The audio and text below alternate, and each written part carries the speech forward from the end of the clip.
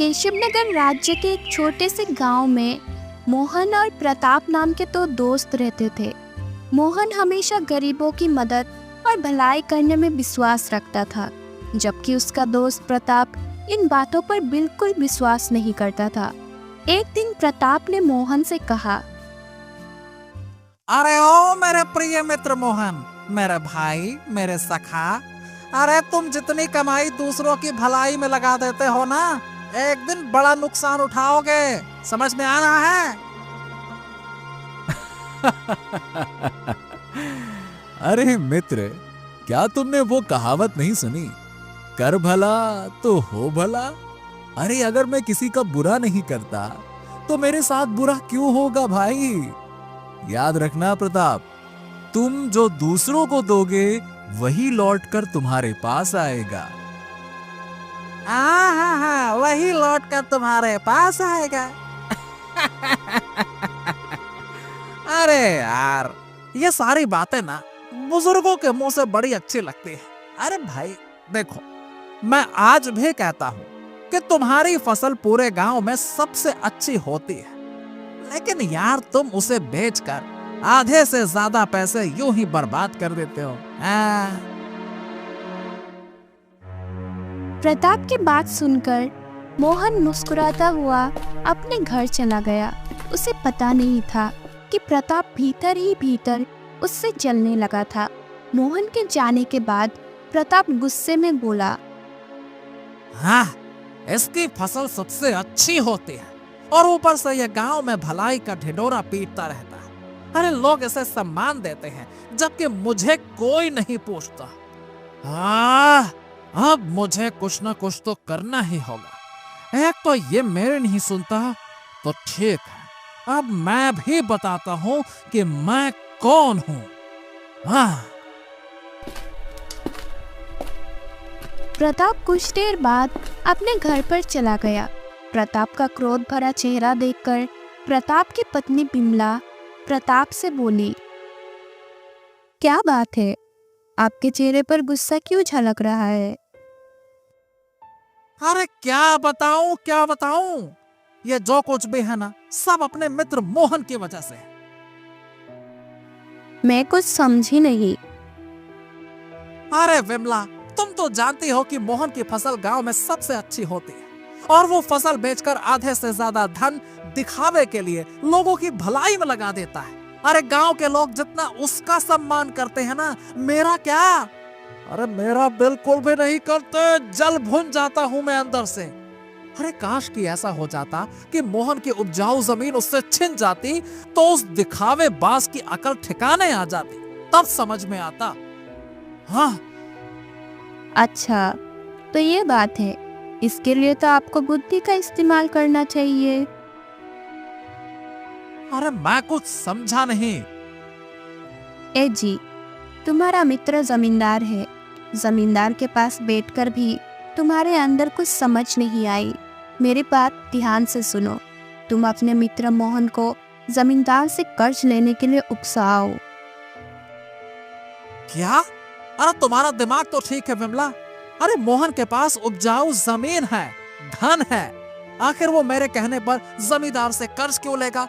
हैं? तुम्हारी बुद्धि तो बैल बुद्धि ही रहेगी। अब मेरी बात गौर से सुनो। इतना कहकर बिमला प्रताप के कानों में आहिस्ता से कुछ बताने लगी। बिमला की बात सुनकर प्रताप कुटिल मुस्कान लिए हुए अपनी पत्नी की ओर देखकर बोला, ओ, वास्तव में पहले तुम्हारे दिमाग की तो दाद देनी पड़ेगी। वाह क्या बात, बीवी हो तो ऐसी।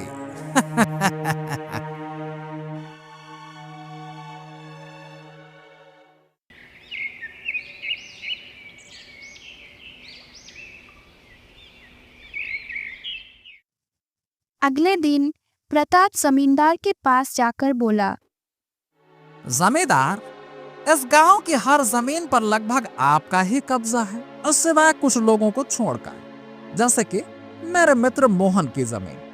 भाई बता दो, वो बहुत उपजाऊ जमीन है, आप उसकी जमीन पर कब्जा क्यों नहीं कर लेते हैं?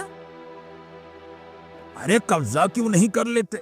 अरे भाई कब्जा ऐसे ही थोड़ी ना कर लिया जाता है प्रताप, उसके लिए योजना बनानी पड़ती है।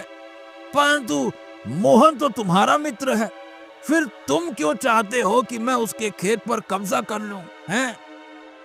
क्योंकि मुझे मोहन का भलाई का दिखावा बिल्कुल भी पसंद नहीं है।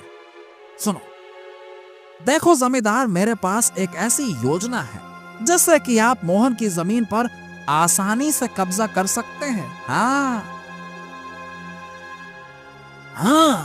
तो ठीक है, मैं भी मोहन की जमीन पर कब्जा करने के दिन रात के जो सपने देखता रहता हूँ, लगता है कि अब जल्द ही सच होने वाले हैं। चलो अब तुम मुझे जल्दी से बताओ कि योजना क्या है। तो सुनो जमींदार, आप अपने किसी बूढ़े नौकर को मोहन के घर पर भेज दीजिए, जिसे मोहन ना जानता हो और ना कभी देखा हो। वो बूढ़ा मोहन से अपनी बेटी का विवाह ना होने का दुखड़ा रोएगा और उससे धन मांगेगा, और वो इतना धन मांगेगा कि मोहन के बस के बाहर की बात होगी। हाँ, अब मगर जैसा कि मैं मोहन का स्वभाव जानता हूँ, वो तो उस बूढ़े को मना करेगा नहीं, और मैं वहां पर मौजूद होऊंगा और मैं मोहन को आपसे कर्ज लेने की सलाह दूंगा। बस एक बार मोहन ने आपसे कर्ज ले लिया, उसके बाद तो उस कर्ज पर भारी ब्याज पे ब्याज लगाते रहना आप। अरे इस मामले में तो आपका कोई जवाब नहीं है। क्यों जमींदार साहब, सही कहा ना? अरे वाह वाह वाह, बहुत बढ़िया बहुत बढ़िया। अरे मान गए प्रताप, तुम वाकई में प्रतापी हो। तुम्हारी खोपड़ी का जवाब नहीं भाई, बढ़िया है, अति उत्तम। ठीक है, तो मैं मोहन के घर पर ही जा रहा हूँ, आप किसी बूढ़े नौकर को भेज देना, और हाँ, ऐसे बूढ़े नौकर को भेजना जिसे प्रताप जानता ना हो। ठीक है?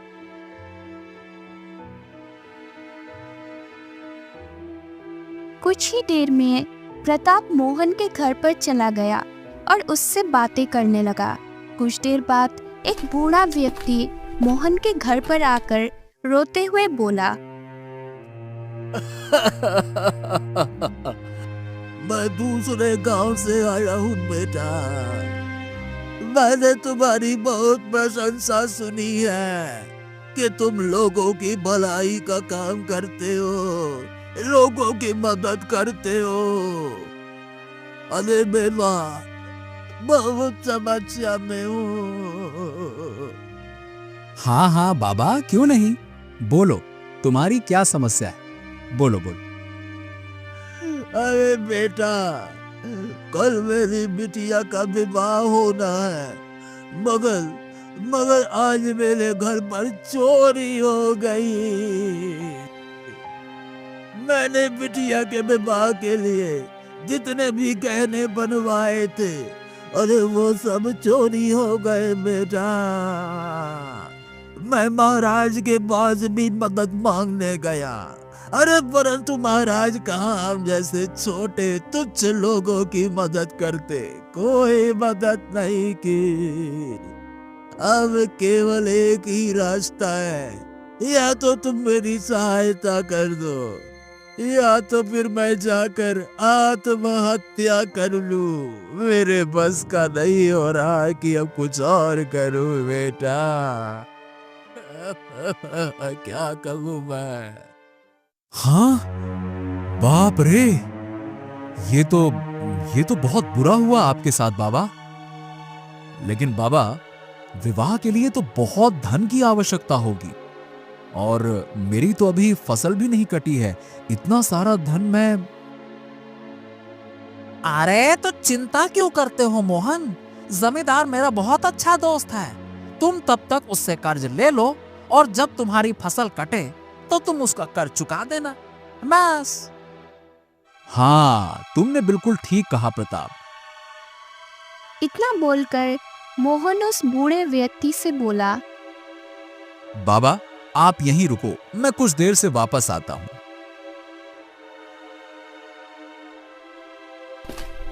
मोहन प्रताप के साथ जमींदार की हवेली चला गया। जमींदार मुस्कुराते हुए मोहन से बोला, मोहन, मैं तुम्हें 1 महीने के लिए इतना धन तो दे सकता हूँ जितना तुम मांग रहे हो, मगर भैया 1 महीने के बाद मुझे मेरा धन वापस चाहिए, सीधी बात। हाँ हाँ ठीक है जमींदार, आप चिंता मत करो। कुछ दिन बाद मेरी फसल कट जाएगी, उसके बाद आसानी से आपका सारा धन लौटा दूंगा, बस। जमींदार ने मोहन को मुद्राएं पकड़ा दी। मोहन ने खुश होते हुए घर पर जाकर उस बूढ़े व्यक्ति को मुद्राएं दे दी। वो बूढ़ा व्यक्ति सीधे जमींदार की हवेली चला गया।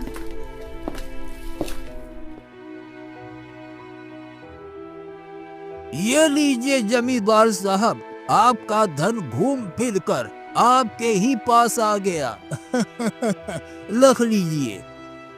हाँ, अरे प्रताप ने बहुत प्रतापी योजना बनाई है भाई, हमारा तो दिल खुश हो गया।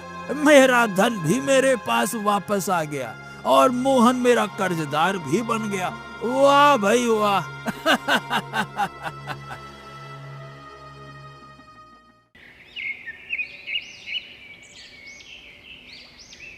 समय ऐसे ही बीतता रहा। कुछ दिन बाद मोहन अपने फसल काटकर राज्य में बेच आया और जमींदार का कर्ज चुकाने के लिए जमींदार की हवेली पर पहुंच गया। ये लीजिए जमींदार, मैंने आपसे जितना कर्ज लिया था उतना मैं वापस कर रहा हूं, लीजिए। हैं? अरे तुम्हारा दिमाग तो ठीक है मोहन। अरे भाई, तुम जो धन मुझे वापस कर रहे हो वो तो असल है। अरे भैया, मुझे ब्याज भी चाहिए, ब्याज। ये सुनकर मोहन बुरी तरह से चौंक पड़ा। क्या? लेकिन जमींदार, हमारे और तुम्हारे बीच ब्याज की बात तो हुई ही नहीं थी। बस ये था कि तुम मुझे पैसे दोगे और मैं 1 महीने बाद वापस कर दूंगा। ब्याज कहाँ से आ गया? वाह वाह वाह वाह वाह, ब्याज कहाँ से आ गया? तो क्या मैंने तुम्हें कर्ज देने का ठेका ले रखा था? कौन सा मुझे कीड़ा काट रहा था कि तुम्हें पैसा दूं? ए भाई, मुझे कुछ नहीं पता। मुझे मेरा धन ब्याज के साथ वापस चाहिए, सूद समेत, सीधी बात। हाँ तो ठीक है, बताइए आपका कितना ब्याज होता है, मैं आपका ब्याज भी लौटा दूंगा, बताइए। जमींदार ने मोहन को इतनी ब्याज बताई कि मोहन को चक्कर आने लगा।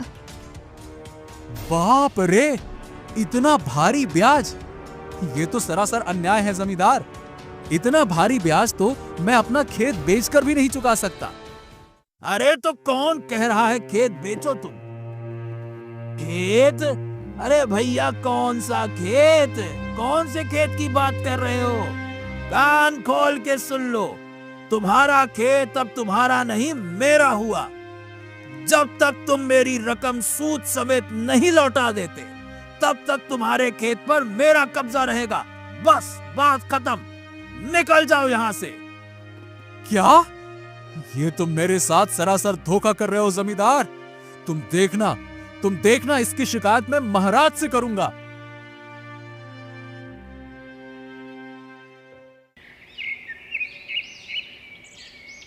अगले दिन मोहन केशवनगर राज्य के राजा आदित्य के महल में पहुंच गया और सारी घटना राजा आदित्य को बताते हुए बोला। महाराज की जय हो। महाराज, मेरे साथ बहुत बड़ा अन्याय हुआ है, मेरी सहायता कीजिए, अन्यथा मैं बर्बाद हो जाऊंगा। हाँ, तुमने जो बताया उसे सुनकर तो मुझे भी क्रोध आ रहा, परंतु मैं जमींदार और तुम्हारे मित्र प्रताप को भी महल में बुलाऊंगा, पहले उनसे भी समझूंगा। कुछ देर बाद प्रताप और जमींदार राजा आदित्य के सामने खड़े हुए थे। राजा आदित्य जमींदार से बोला, मोहन ने मुझे बताया कि तुमने अपनी मर्जी से भारी ब्याज लगाकर मोहन का खेत हड़प लिया। हड़प लिया? अरे रे रे रे रे रे, ये तो सरासर मेरे ऊपर झूठा। ये झूठा आरोप है महाराज। मोहन झूठ बोल रहा है। अरे महाराज, ब्याज की बात होने के बाद ही मैंने इसे रकम दी थी। अगर आपको मेरी बात से विश्वास नहीं होता तो आप प्रताप से पूछ लीजिए। प्रताप तो मोहन का मित्र है ना, वो तो सच बोलेगा। क्यों भैया प्रताप, बताओ। राजा आदित्य प्रताप से बोला। क्या ये सत्य है प्रताप? जी महाराज, जमींदार सच बोल रहा है। ये सुनकर मोहन बुरी तरह से चौंक पड़ा। हाँ, तुम ये क्या कह रहे हो प्रताप? हाँ, सही तो कह रहा हूँ मोहन। भला मैं तुम्हारे लिए झूठ क्यों बोलने लगा? वैसे भी मैं तुम्हारे गांव में झूठी प्रशंसा सुन सुनकर तंग आ चुका हूँ। तुम कहना क्या चाहते हो? महाराज, सीधी बात यह है कि मोहन एक झूठा व्यक्ति है। यह अपनी कमाई का आधा हिस्सा लोगों की भलाई के लिए दान कर देता है। ऐसा गांव के लोग समझते हैं, परंतु मैं जानता हूं महाराज कि यह सिर्फ दिखावे के लिए ऐसा करता है। हाँ, ताकि लोग आपको नहीं बल्कि इसे अपना राजा समझे। चालाक है ये महाराज। क्या? ये सरासर झूठ बोल रहा है महाराज, ऐसा कुछ नहीं है। राजा आदित्य गुस्से से मोहन से बोला। तुम ये बताओ कि क्या यह सत्य है कि तुम अपनी कमाई का आधा हिस्सा लोगों की भलाई के लिए दान कर देते हो? जी महाराज, ये सत्य है। अरे तो क्या तुम अपने आप को राजा हरिश्चंद्र समझते हो? अरे इस राज्य के राजा हम हैं कि तुम? लोगों की मदद करना हमारा कर्तव्य है, हमारा। मैं तुम्हारी कोई सहायता नहीं कर सकता। अगर तुम लोग अपनी रकम लुटाने के बजाय समझदारी से काम लेते तो आज तुम्हारे पास इतना धन होता कि तुम इस जमींदार के पैसे ब्याज के साथ भी लौटा देते। महाराज, मैं जानता हूं कि मोहन के पास अब कुछ नहीं बचा। मोहन मेरे गांव का है, इसीलिए इसके बुरे काम को देखते हुए फिर भी मुझे इसके ऊपर तरस आ रहा है। आखिर है तो बेचारा अपने गांव का ही ना।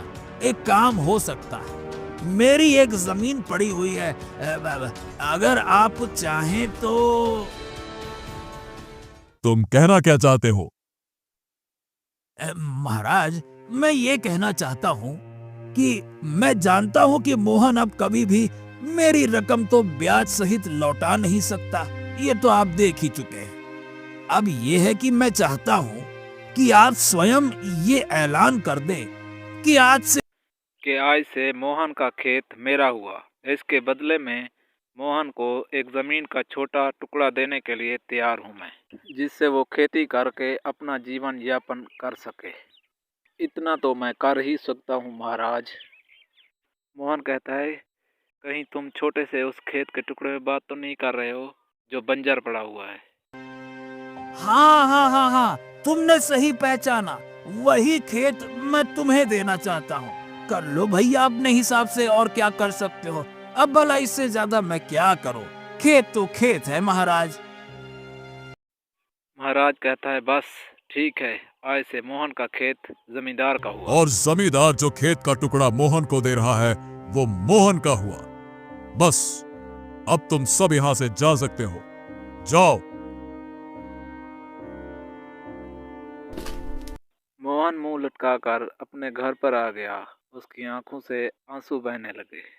मोहन की आंखों में आंसू देखकर उसकी पत्नी बिंदिया मोहन से बोली। आखिर आपको लोगों की भलाई करके क्या मिला? आप तो सड़क पर आ गए। नहीं बिंदिया, नहीं। मुझे अब भी उसी कहावत पर विश्वास है, कर भला तो हो भला। वो सब तो ठीक है, पर हमारा उपजाऊ खेत हमसे छीन गया। उस जमींदार ने हमसे छलकर अपना बंजर जमीन का टुकड़ा हमें दे दिया। क्या आप उस पर खेती कर पाएंगे? मुझे जमींदार से कोई शिकायत नहीं बिंदिया, कोई शिकायत नहीं। अरे वो तो नियत का मारा है। मुझे तो दुख इस बात का है, शिकायत इस बात की है कि मेरा मित्र मेरा मित्र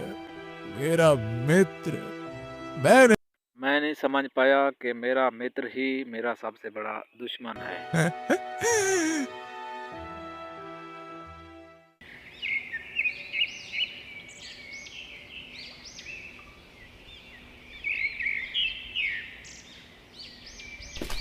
अगले दिन मोहन जमींदार के दिए हुए बंजर खेत पर पहुंच गया। तभी मोहन